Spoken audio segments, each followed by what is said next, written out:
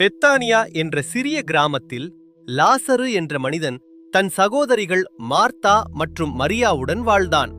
அவர்கள் இயேசுவை மிகவும் நேசித்தவர்கள்.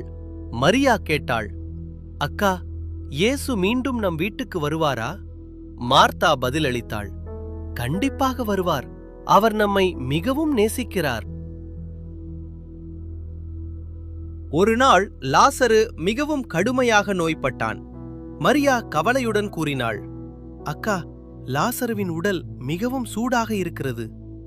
மார்த்தா கூறினாள், உடனே இயேசுவிடம் செய்தி அனுப்ப வேண்டும். மார்த்தா மற்றும் மரியா ஒருவர் மூலம் இயேசுவிடம் செய்தி அனுப்பினர்.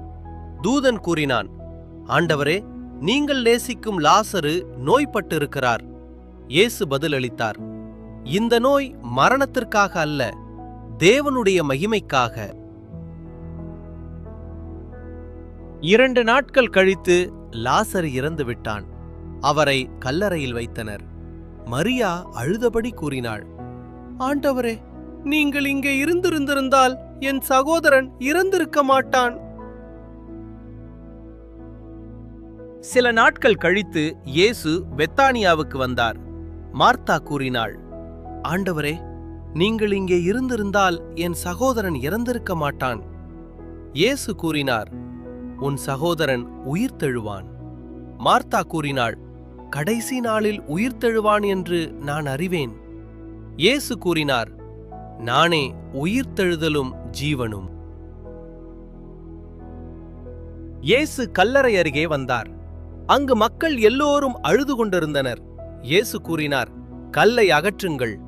மார்த்தா கூறினாள், ஆண்டவரே, அவர் இறந்து 4 நாட்களாகிவிட்டது.